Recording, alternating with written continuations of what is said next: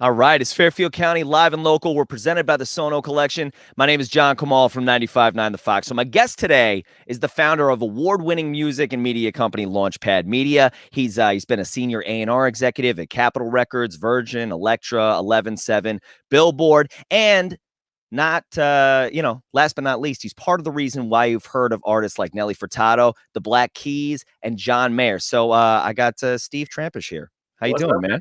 Good. How you doing, man?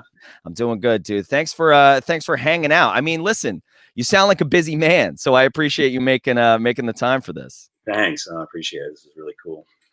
Well, so I mean, and I said this to you before we went live. Like you have a pretty cool job. Can you describe what you do? Because I mean, I was a musician for a long time, but I never got far enough to have like an A&R rep.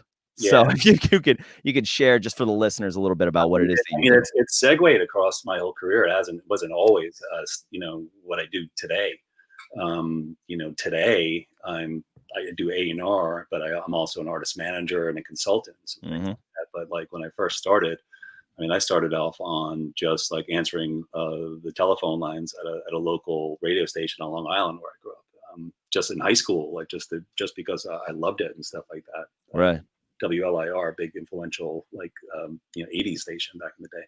Yeah. Then I did college radio, and then I did my first.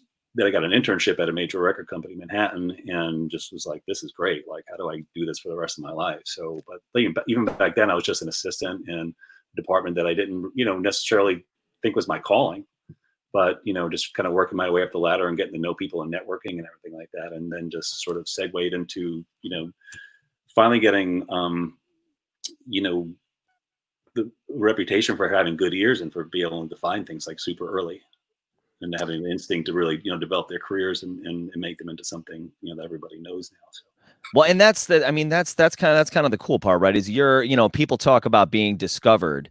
That's sort of your job. And I mean, correct me if I'm wrong, and that's obviously an oversimplification of it. But your job is to go out there and find and then serve as a liaison between, new artists and the label.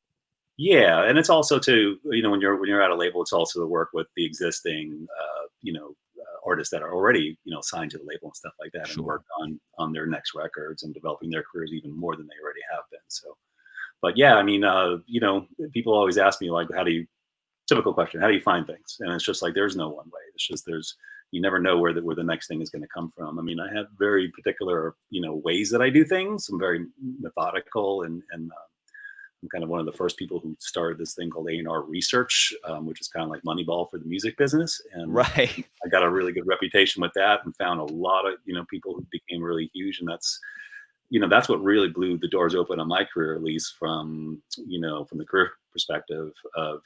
I'd worked at a major record company before, but like I said, I was an intern, and then I was an assistant in the radio promotion department, and video promotion, and then in publicity. And then the thing that really kind of just blew the doors open for me was just becoming like one of the first people to really have a knack for using data back in the late 90s, when people weren't even like thinking about these things, and to really float things to the top. Well, right, and I read that in your bio how you kind of like pushed this data driven. I like the Moneyball comparison. That's Yeah, yeah. yeah.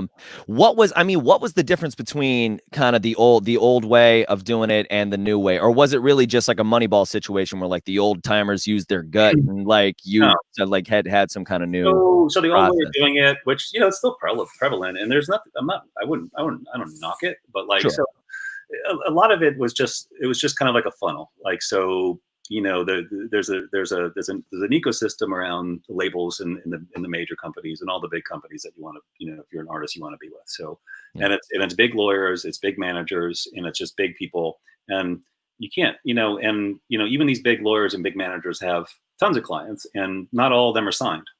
And it's just kind of working your way through the top, the big opening of that funnel, and getting down closer and closer to where you can get a record deal.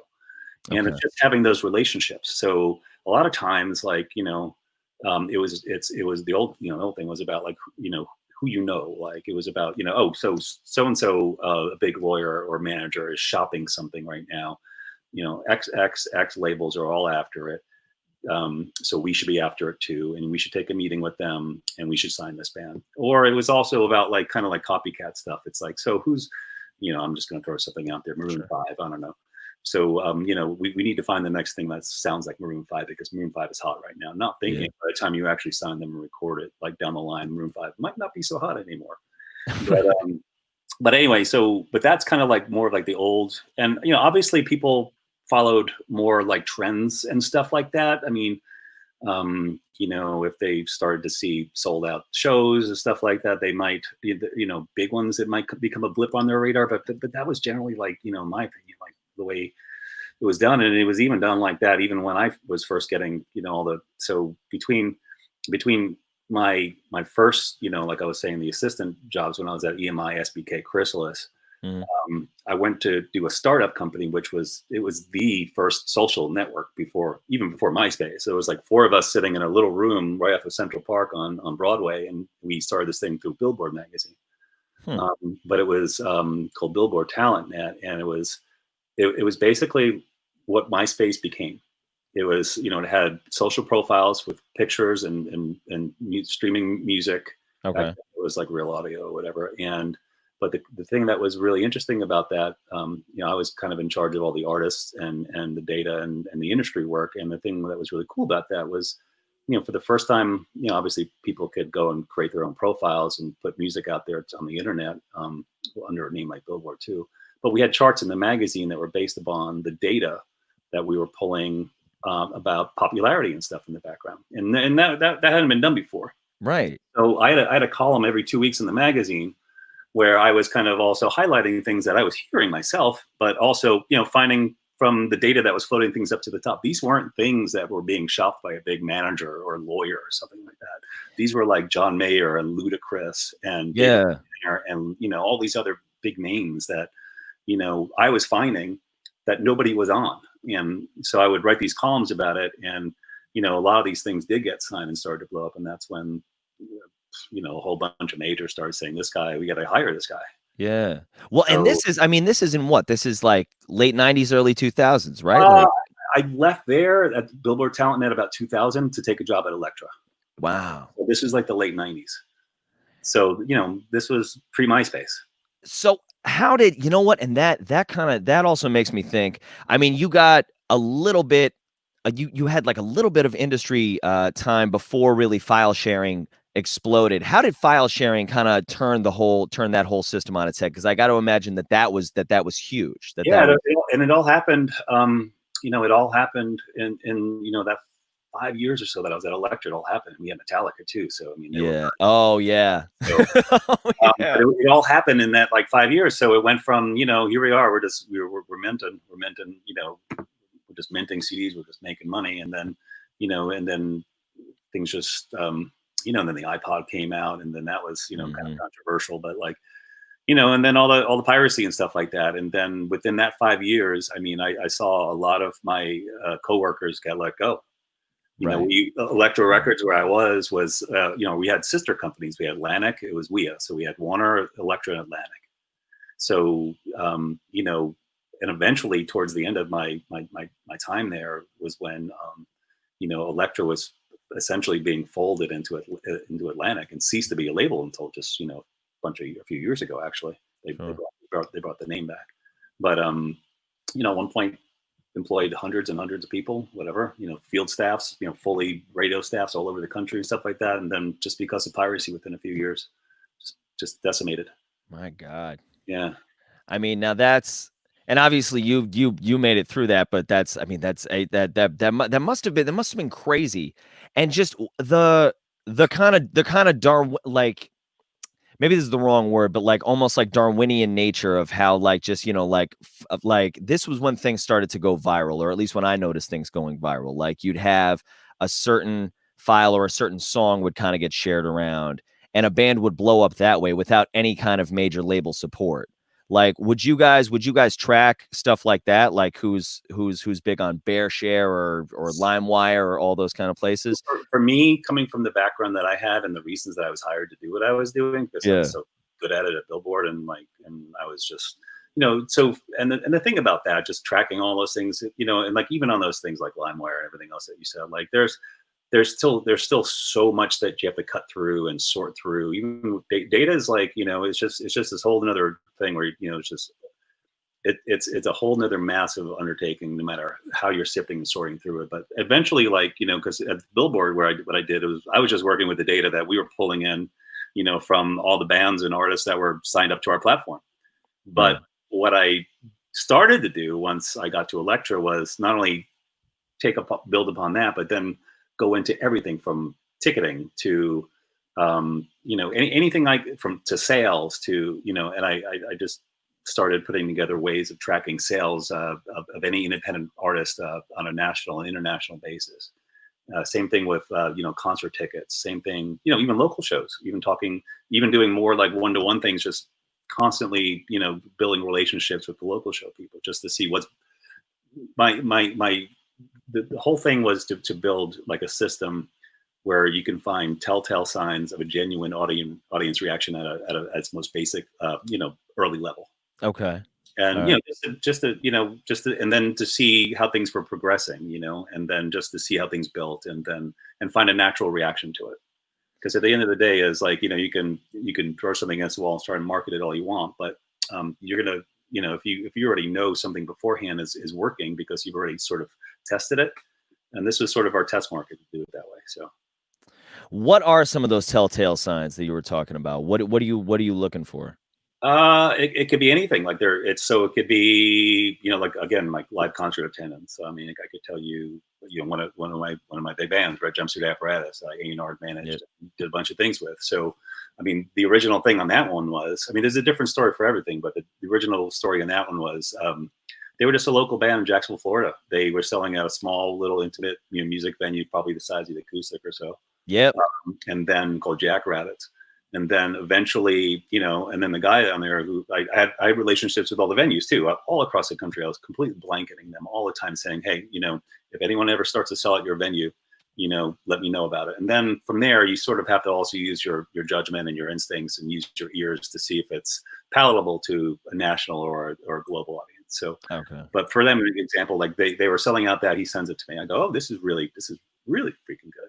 And then like a week or two later, he's like, yeah, they sold that out, and now I just booked them into my whatever it was, 700 or 1,000 seater. He's like, and they just sold that out too. And I'm going, okay, that's a genuine, Right. Right. audience reaction. That's kids freaking out about something because it's so great. We don't. It's a lot less work to beat people over the head to like and appreciate and love something than to start from scratch and just try and manufacture it. Yeah. Yeah. Oh man. God, that's so I mean that really is so interesting. So there is though, I mean, and you mentioned like deciding whether or not something's going to be palatable for a national audience as opposed to a local audience. That is just, I mean, because that's obviously a matter of taste, but that's just a gut instinct for you, or is there data behind that as well? There is some data, but it is, so it's, I liken this because there are quite a few people now since I've sort of done this, and there was one or two other people kind of doing this in the beginning too, but it's become quite a thing now in the business, and it's just, I just akin it to another, it's a way of floating things to the top, but then there's no machine learning or algorithm or anything else that could replicate just human instinct in music. They haven't, they'll every once in a while there's a Wired magazine publishes something and saying, oh, there's this new algorithm that's gonna, I'm like, yeah, right. Right. So, Right. I mean, Right. I grew up, I just grew up as a music freak. Just love music, played close to 10 things. Oh, really? Always played, come from a musical family. I mean, it's in my blood. I mean, I absorbed every record that I get growing up, liner notes, who worked on everything. It's just, having that, and then, but there are certain ways of looking at data to see, and then of course there's regional sounds, like especially in like urban music, hip hop, rap and stuff like that. There's regional sounds, Southern and everything like that. And then, so there have been plenty of times where it depends who you're working with. So if I'm working at a huge, major label, I mean, we take all that into consideration. So there might be, tons of things being floated to the top, so to speak, but then, your natural instincts have to kick in and say, okay, that's never good. That's a regional thing. That's never going to work across the rest of the country. Like Right. that sound isn't going to be, something that, is going to be worthy of the level of investment we're going to be, a company like us would put into to breaking something. Is the goal always to go national with it, or rather, I guess, I mean, at when you were at Electra, I'm sure the goal was always, to break into a national launch. But is there ever a conversation of like, well, listen, this may not work really well in the South, but it could make a lot of money in the Northeast. Let's, let's give X amount of resources instead of Y Yeah. amount of resources and get a return on that anyway. I mean, Electra was or is that an insane idea? That could be a completely crazy no, idea. no, no. It's an interesting question because Electra was a very unique situation. It was a very boutique type company. It always has been. And so we had people like Billy Bragg and Wilco doing records together. We had like Natalie Merchant. We had things that, maybe, that started off in like either Boston or wherever. And it was kind of like, I'm not sure, but it was always a very calculated, decision-making process about, return on investment, basically. I think, Sure. and about how to best utilize the lanes that we have to drive releases through and stuff like that. So, I'd like to say that, Electric did definitely take more chances on things that might have been more regional, but like, and try to break them nationally. But I think, especially in this day and age, now that it has become more of a thing, the data driven approach, at least, like, people tend to try and hit home runs. They tend to try to go in there and hit home runs rather than, just the small little, singles and doubles and triples and stuff like that. So, all right. So it is mostly swinging for the fences at this point. it depends on the company, Okay. So it just depends.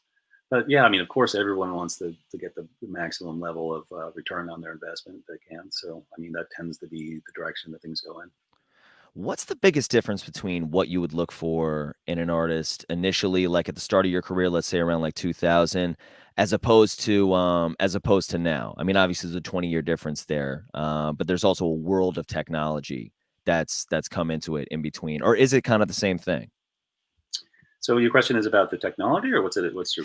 My question is, what's your metric for what's going to work and what isn't going to work? Has the way that you discover new artists changed within the last 20 years? It's constantly changing. So just to give you an example, just to give you an example, like the Billboard things back in the late '90s, that was just based upon one stream of data from a platform that we owned. That we had exclusive access to that data, and if we had been a label at that point, we would have been, really doing well because we had exclusive access to that data. And then later, like some of the labels did actually try to do that, but then, like I said, after I left there and I started to do that sort of thing at Elektra, and then subsequently at Virgin and Capitol, whatever, I just started. To me, it was always about what's available to me. Like, when I first got to Elektra, I walked around to every department.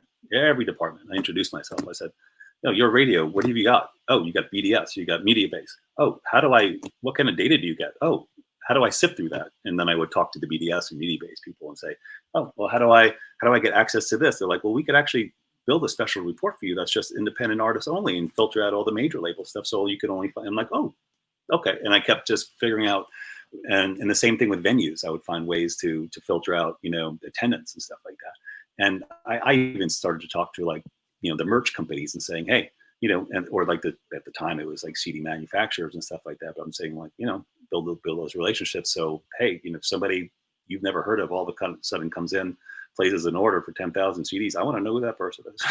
Right. Who are these people who are making a 10,000 CD order or whatever it is? And, and then, and that eventually, so you never knew where it was going to come from. And it was very hodgepodge and, pulled together, but it was just like, finding, just, and as time has gone on, obviously there's just much different, it's just constantly changing. So tomorrow or next week or next month or next year, there's going to be a different, probably won't always be the same. It's, YouTube is here right now, and there's lots of other things, and there's lots of ways to pull data and look at things, but, it's going to constantly be changing. We don't know what the next thing is going to be. So it's just always wherever that information comes from. It's just, whatever information I can get that tells me what real people not like, you know, some manufactured audience or things that are being, you know, and there were lots of, along the way there was lots of, you know, ways of people gaming the system to try and Yeah. steal data, and there still is on Spotify and other places like that, people who Oh, people buy likes constantly. buy Oh, yeah. by streams and by whatever they do, and they get bots and they get all sorts of things.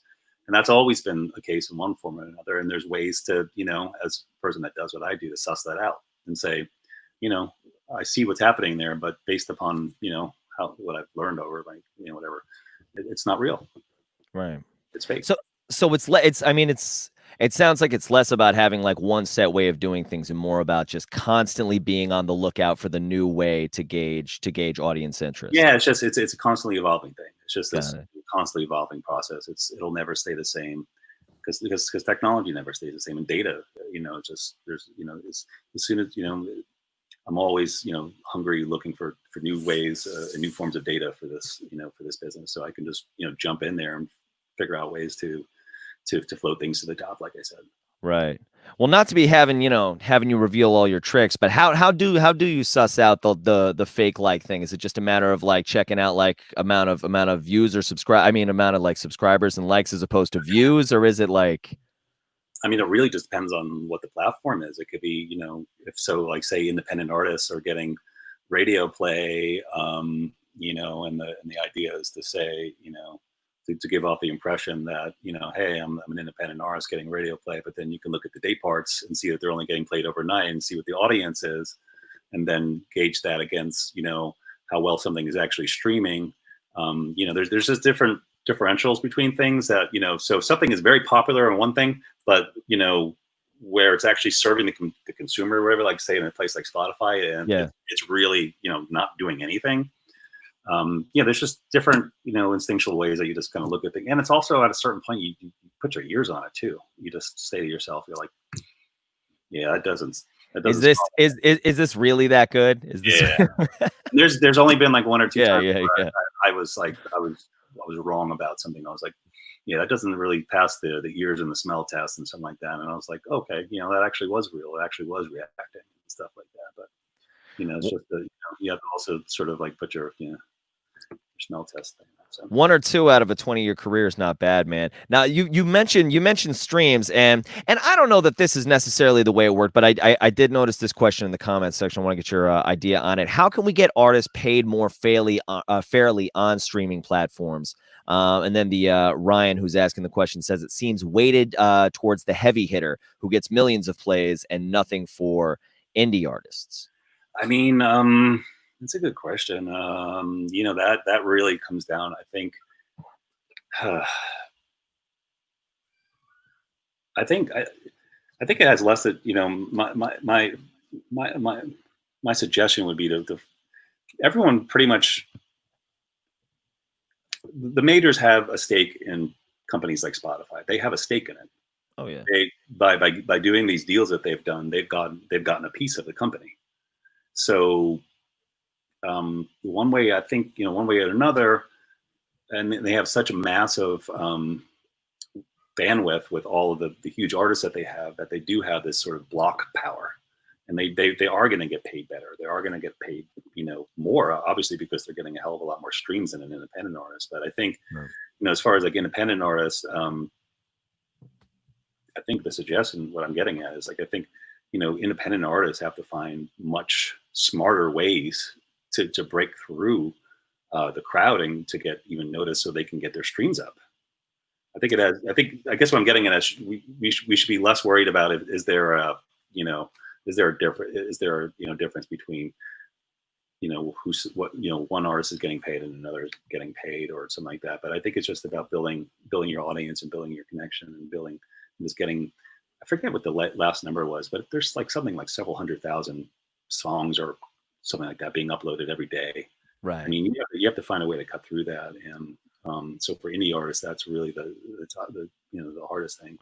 Well, what in your experience has been the balance there? Is it good marketing or good music? Like, will good music rather just always rise to the top no matter what? Or is good marketing a key component of Yeah, it? you have to get the word out. You can't, like I said, several 100,000 songs, whatever it is, every day being uploaded to a place like Spotify. How do you, Yeah. even if you could have, let it be, and no one's, if no one, if it just falls into we're no one into an abyss with 200,000 songs, and the next day 200,000 the next day, no one's ever going to hear it. You have to, figure out the ways. You have to figure out the best ways to market yourself and get it in front of people so it can eventually, catch on its own life and become its own thing. Right. Right. So yeah, I mean, unfortunately, it's just it's you do have to put in that work. So what, to kind of to kind of switch gears a little bit, what got you into business for yourself now? Because now you've got Launchpad Media, Yeah. and like you said earlier, you've expanded beyond just just A&R. I mean, you're doing artist management. There's a label component to Launchpad.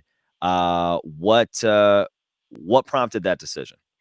So there's only been 2 times in my career since I graduated college that I haven't worked at a big in-house at a big record label. One of them was between Elektra and Virgin. I've been talking to Jason Flom, who is the co-CEO of Atlantic Records and also the CEO of Lava Records on the side of, when I was working at Elektra, just as friendly and stuff like that. And because, we got along really well, but then also as the writing started to become more apparent on the wall that Elektra might not even be there anymore, we started to talk about me going over there.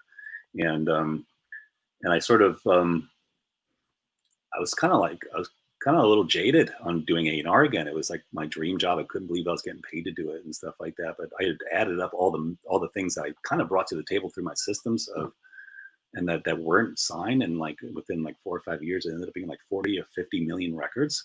Oh wow! Which probably would have saved Elektra and made Atlantic fold into us. Yeah. And I'm going to myself and going like, well, I can't do this anymore. It was not only, it was just the emotional side of it. I was starting, I was like, is it me? Like, what is this? Like, what, And so I took a leap of faith instead of kind of going over and continuing that conversation with Jason to go over to Atlantic. I sort of just took a leap of faith myself. I said, I'm just going to go out and do the same thing I did, and just do it for myself. And that's when I started Launchpad. That was like, I don't know, like 14 years ago.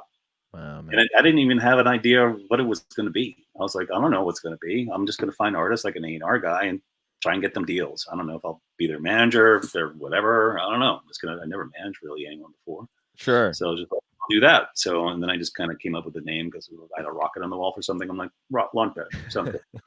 And and then the first one that I found in those first few months was Red Jumpsuit. And, within 6, 7, 8 months, developed them, got a bidding war. And, right before we literally had the long form of the record deal from Capitol Records sitting in our office, ready to sign the execution copies. And over the weekend, and like on Sunday night, I get a phone call from Jason Flom. I'm going, Jason Flom, one of the biggest record guys outside of Clive David. Sure. Says to me, hey, Tramposch, what are you doing tomorrow? I'm going, I don't know. I think I'm signing a record deal with my band. He's like, no, you're not. You're coming to work with me at Virgin Records. I'm starting tomorrow. You're my first hire. And I lived like a couple blocks from the offices. I'm like, this is pretty cool. Yeah, I'll do this. Okay. I could be a manager for this band that just is about to do this deal with Capitol. Yeah. And I'll be the A&R guy at Virgin. And I'm like, this is great. And then the first day that we're there, he's like, Tramposch, he's looking at the roster and he's like, it was crap, man. Virgin for a long time, no one wanted to go to Virgin. He's like, we need stuff really fast. What have you got? I'm like, wow. I mean, we got this band and we had a bidding war and Capitol won the bidding war but I could talk to them, maybe they'll fly up here tonight or something like that. And he's like, yeah, I love it. I want to sign these guys. And literally we flew them up. But anyway, long story short, your question was about, I'm going in. No, I was enjoying that story. You don't have to cut yourself short. Oh, well, let me finish. Yeah, no, please do. The crazy part was, we talk about sister companies. Capitol Records was Virgin Records' sister company. It's much more successful brother sister company. Sure. And here we are, like our first days in the job, Jason Flum and I, and we just basically stole the band off the table from Capitol and signed it to Virgin. We basically just crossed out the name in the top and put, Virgin.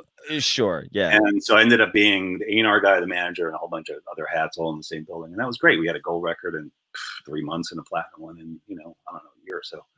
And but anyway, so that was one of the one times in my career where that's when I started Launchpad. And it's also one of the one times in my career where I didn't work at a company. And then the second time is now. And it's sort of morphed over the years, just to be whatever I was, because I was working at labels a lot of that time in between. So I didn't necessarily have all the time in the world to devote to building the company, but it was what it was. And honestly, after I left New York City and moved up in this direction, I don't know, 10 years ago, I started to really become more focused on it, because I was like, I don't really feel like getting on a train every day. Yeah. Like, I was like, let me put some more time into this. And then that's when even though I did work for another label in between that, that's when I started to pay a lot more attention to building kind of what it's morphed into today, which is like it's management. Like you said, it's a label. I've actually just brought in Red Jumpsuit and their entire catalog. Nice. Deal, which is really exciting, working with them again, and a bunch of other stuff. So and there's also a consulting component to it too, like working with people who catch 22s. I always found people find, especially starting off independent artists, is that how do you get those big people to work with you? How do you get the big manager, the big agent, or the big attorney, or something like that? And a lot of these people they're mainly percentage based. So, they're not going to take on a client that isn't making any money, because they have lots of other clients that are making money. So I developed sort of more of a consulting aspect of the company as well, to be able to, when I found something that I really liked, to work with them in a way that, if they had some sort of financial backing and stuff like that, to work with me on like more of a consulting aspect, until they finally got over the hump to make themselves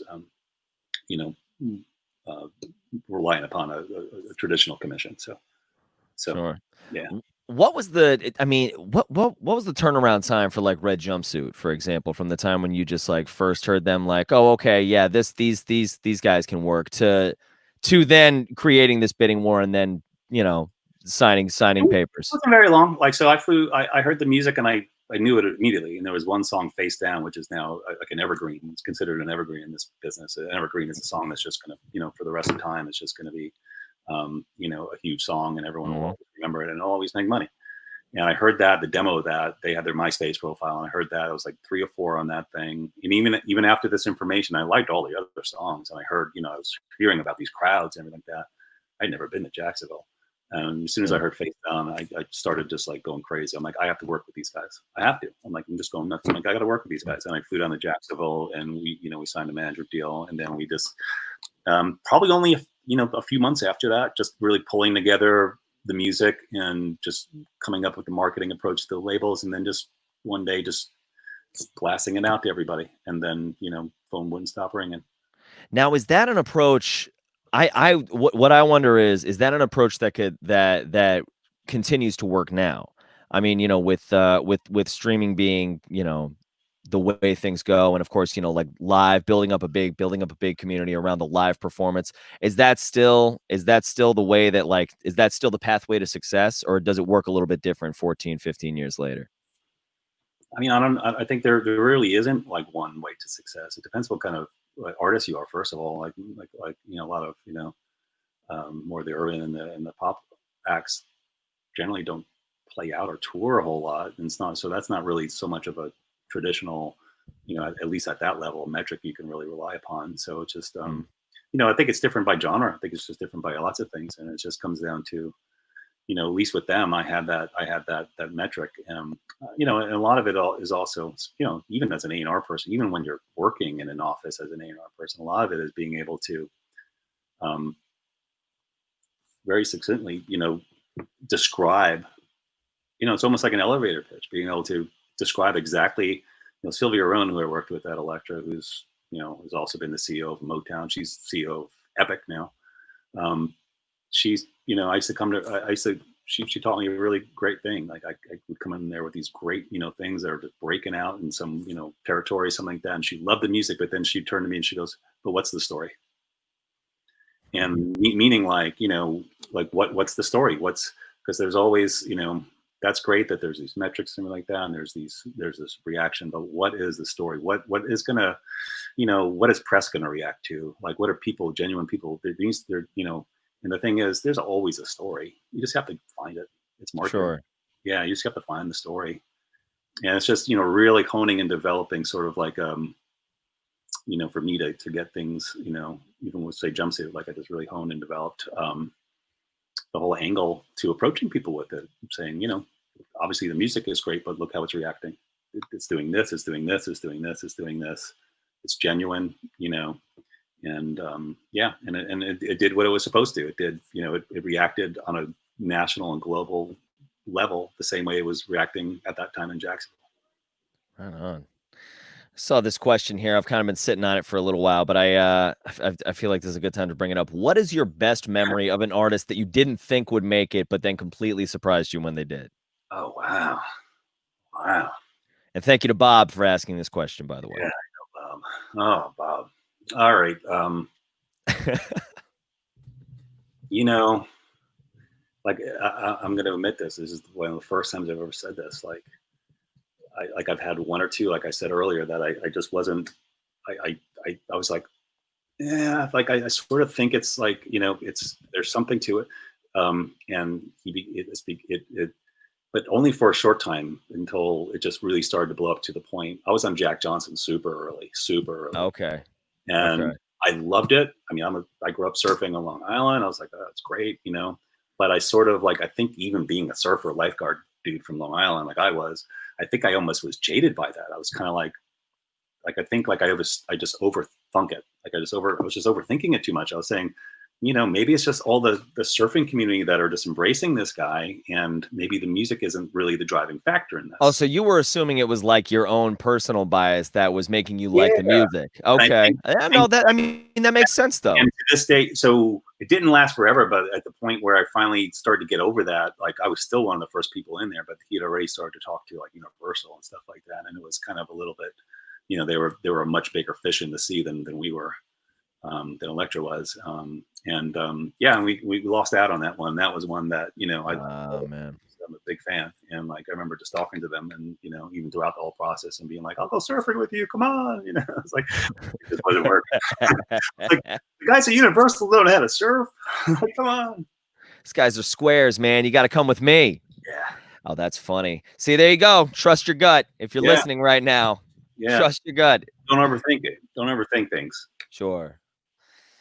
So, oh, I just had a thought, and it's now just completely. You know what I did? I overthought it. Yeah. It's just completely ran away from me. But oh yeah, no, of course. How could I forget this? So what? And I mean, this is the depressing but necessary part of this interview process these days. Is what's the COVID reaction for doing what you do? I mean, touring's out, live shows are out, but live streams are huge, and streaming is, obviously got to be bigger than ever. I mean, how has this changed the way you do your business? I mean, it's from the management side of things right now. It's obviously changed for, well, not just me, for every manager, and certainly booking agents, because there's no, major form of revenue for these artists, or their touring. So, bands that, I could tell you, friends of mine who manage, a number of successful bands, and they tell me, yeah, like my bands are all looking for, side gigs right now, because they are used to going out, especially in the summertime, and earning, basically their year money, and then, going home and being able to live off that for the rest of the year. Yeah. And, they don't have that anymore. So, and that whole ecosystem is it's obviously a trickle down to everyone else in that ecosystem. Agents, are being hit hard by that. I have an artist now, and it's also the record labels, like, so traditionally, especially a touring type of artist, again, like, but they're traditionally, record releases have multifaceted marketing plans planned around it. And one of the main components of that is obviously being out on the road, and not only touring and playing in front of people and getting music out there, but also making appearances at radio stations and all sorts of Right. things. You can't do any of that now. So how do you?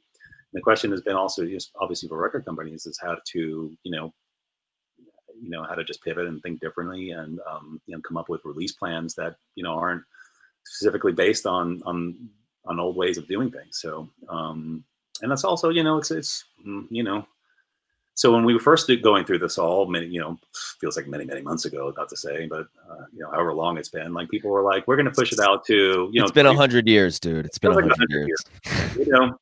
It's crazy. One of my clients is probably is one of the biggest things of this whole COVID. Yeah. The Tiger King. I was involved in the music on that.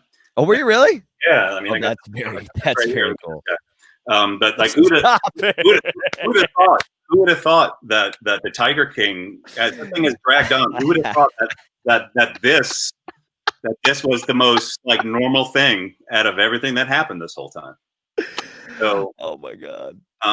If you're listening to this on the podcast, go watch it on YouTube so you can see what I just saw. It's amazing. That's a whole nother being involved in that whole thing as it was happening is just a whole.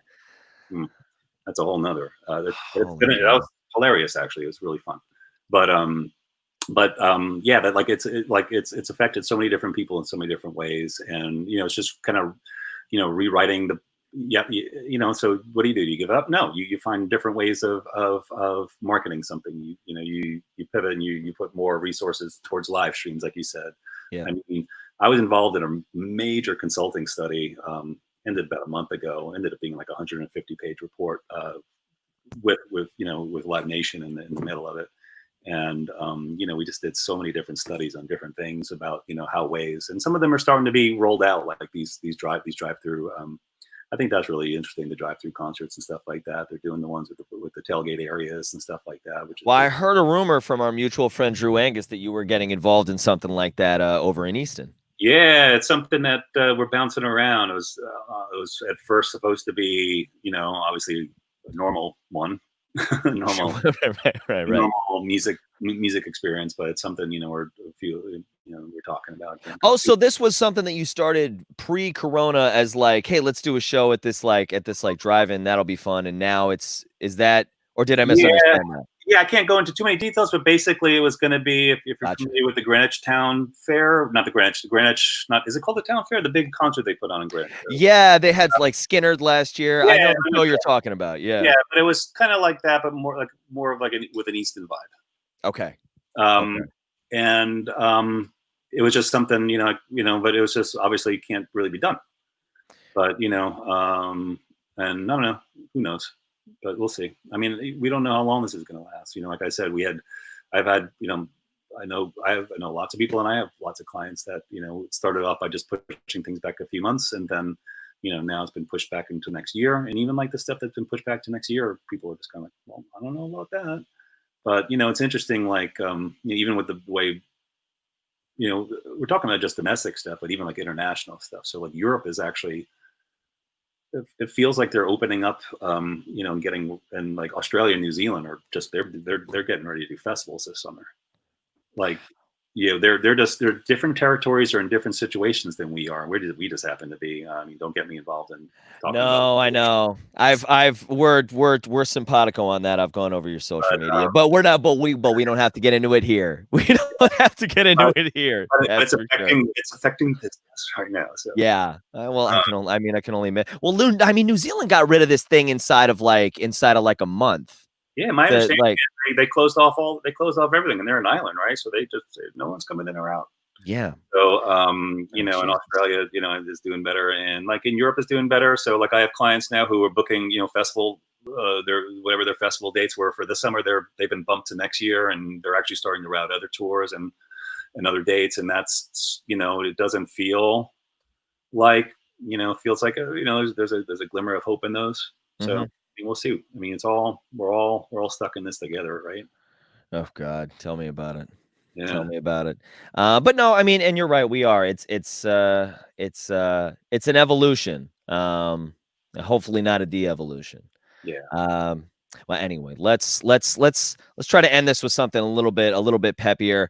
This is kind of an inverse of Bob's question before. Gene's asking, was there an artist that everyone else thought? Gene, by the way, that's a good friend of mine. He's living in Australia right now. Oh, cool. So that's a good tie into this. Was there an artist that everyone else thought was a flop, but that you believed would be big? So many. And the artist ended up being successful. Sorry, what was that? No, so many. So that's Oh, like so many. Aha. that goes into the story of like of how I started Launchpad when I was in that section between staying at Elect and maybe going into Atlantic or just starting my own company and taking a leap of faith in myself, because I'd had so many that I brought, through my ways of doing things. People weren't really ready for what I was doing. They weren't really understanding of it. They weren't like, when I brought in my first week after I'd written a column about him in Billboard through the site, and my first week at Elektra, I bring in John Mayer, and I'm going, we should sign this guy right away. I And like you kind of just put that one in, first week of Legend, bring in John Mayer. That's huge though. That's, I mean, at the time like, he was just a guy in Atlanta. I was calling him on a cell phone, and I was just like, hey dude, wow, really believe in you. And the reaction, I'm not gonna, people were just like, oh, what is this? Like, who's the lawyer? Who's the manager? Who, these things. I'm going, you don't get it. You don't get it. You don't get it. And just bang. After a few years of that, I'm banging my head against, and that's when I, but there was lots. There were so many. Like, you could probably guess how many. Like I said, 40, 50 million records worth of it. So. I mean, and I've looked at your website, and if you're interested, by the way, if you're watching this on YouTube or right now on the live stream, go check out launchpad.bz. The list of artists that you've either directly or just been on the team of bringing to our attention it's really incredible. John Mayer mentioned the Black Keys before. And it cross genre, whether it's pop, hip hop, you mentioned Ludacris. Yeah. I mean, it's really, it's an incredible thing. You should write a book, man. Seriously. Yeah, I'd love to. I love writing. Yeah, I mean, country, everything. I mean, a lot, so a lot of those things on my site, they're not necessarily things that, I obviously got to work with and sign. They're just things that I'm just basically making a portfolio of and saying, I was there first. Right. But yeah, I mean, across genres, and I've always been a music lover. I grew up in a in a neighborhood like that was all my friends everyone was just into different things, and we just always had an open mind to music. So I mean, even to this day, I mean, I'm working with country music even now, next to a band that just won basically the Canadian equivalent of the Grammy Award last week, which is for hard rock and metal, next to pop writer, next to some other things that I haven't even added. I can't talk about or announce yet, but they're pretty awesome and big. They're going to be big, or they actually are big already, and I'm going to be working with. So, so I'm just across the board with genres. I've always been, and the cool thing about that is, especially being the data nerd that I am, I could, you could find things the same way, but eventually you do have to have the instinct and the ears to differentiate and float things to the top and figure out, why something is reacting the way it is. Is it a regional thing? Is it a novelty? What is it? It's like the different work. I mean, dude, it's fascinating to hear you talk about it. I got to tell you, I'm seeing so much pop up right here. But I guess to kind of wrap this up, what do you have coming up, if anything, with everything going on? I got a management client, All Good Things. They're signed to Better Noise Records. They're the first band that I've signed there since another one called Nothing More, which is really huge. Sure. They had 4 Grammy nominations a year or 2 ago. And we have a new single coming out. Their current song, which was basically mostly independent, just crossed the 25 million stream mark independently. So for that question, for that person who asked, how you can do this independently, it could be done. We just crossed 25 million independently. Sure. And we have a record label now, and they're going to be putting out. We've been working on this record for like a year or so now, and making videos and doing lots of stuff in LA, and we're about to launch that. So it's All Good Things, and they're about to come out. And we actually have a big announcement on Thursday, which is pretty cool. We're doing some big things with that, and then obviously the Red Jumpsuit thing is really cool. Getting that whole catalog and working with them again. Yeah. Tiger King, that's just something that who knows if that'll ever go away. There's Nicolas Cage is doing a movie. There's supposed to be a bunch of other TV show, a bunch of other stuff happening with that. So it's the greatest car accident that you've ever seen in your entire life. I keep who knows with the pardon and stuff like that could be interesting. Is there supposed to be a pardon? That's a whole other podcast episode. I don't, people involved in making that pardon, I don't have any wish to be involved with. So. No. But then, then I've got a couple other things. I've got, like I said, a country artist who's he's super up and coming, but he's the first. There's a huge like clothing company called Salt Life. It's a East Coast thing mostly, but it's like an ocean thing. And Jake Owen is the last country artist that they worked with, and he's the first one since Jake Owen. Jake Owen's enormous. So Yeah. we did a live stream the first night that we announced that partnership. We had 30,000 people show up to his live stream. He had never done a live stream before. Wow. So that's a really big one. His name is Annie Purcell. And obviously I told you about Stryker, who just won the Canadian Grammy. It's called. Yeah. That's pretty cool. We're working on a new record with them. They won the Juno Award. That's what it's called in Canada. And they're out of Edmonton, and we're working on some new stuff and hoping to get some new music out with them next year. Yeah, it's just always, there's always, you never know what the next day is going to bring, and what exciting thing is going to come along. And then, and obviously, you do your best for all your clients as well that you're working with. Absolutely.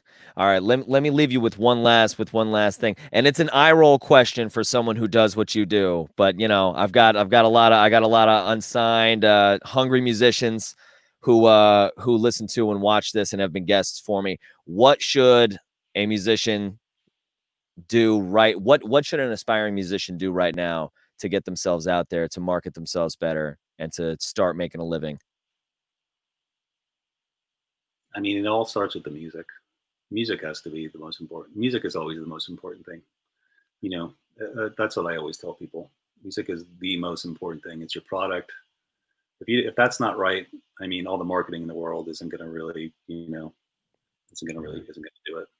So the music has to be right. So whatever that means, to whatever each individual, whether that, and a lot of times, there's people that can really help you fine tune your craft. Like that's kind of what I do on the consulting level. I work with lots of people to just kind of get their, do artist development and things like that, just to get them to that next level. So, but it's just, music is the most important aspect of it. It's why we're all here. It's what, intrinsic, and, it's what people react to. It's what people feel deep into their bodies and their souls. And it's just work on that. That's the most important thing. The marketing thing is just, like we said earlier, it's just this constantly changing thing. It's just always going to be that way. And that's just like, you could spend a lot of time just trying to learn, how to even how to do Facebook ads and Google ads, and just try to even market yourself that way, and Spotify, and it's all. But generally, like Spotify is the big place that everybody sort of wants to get the most traction at now. So Of course. My recommendation for that is to do it in an organic way. Don't focus on the big numbers. Don't focus on trying to be, and I have clients sometimes, people that come to me and ask me to get them on the radio. They're like, we have $50,000, get me on the radio. I'm like, I can get you on the radio and you'll get a big chart position, but I would probably want to maybe take money away from that and do things differently and stuff like that.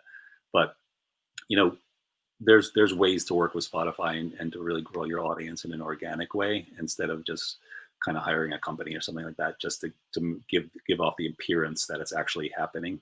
Right. That you're getting all these likes or streams and follows and stuff like that. Try to do it in an organic way. And it all starts with the music.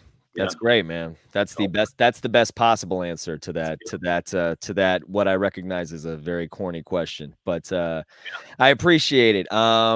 Steve, thank you so much for hanging out with me today, man. If you want to check out the podcast of this, it's going to be posted up. What's today? It's July 7th. So this should be up on July 8th. Check it out, Fairfield County Live and Local podcast. That's on iTunes. It's on Spotify. Speaking of Spotify, Audio Boom, and all those places. And make sure you check out Launchpad Media if you are interested in any of the things that Steve was talking about today. And Steve, once again, thank you so much, man. Welcome. Thanks. All right, it's Fairfield County Live and Local. We're presented by the Sono Collection. Steve, stick around for me after I pull us off live. But thank you to everybody for watching. Thank you to everyone who commented. I'll see you on Sunday with Ada Pasternak. All right.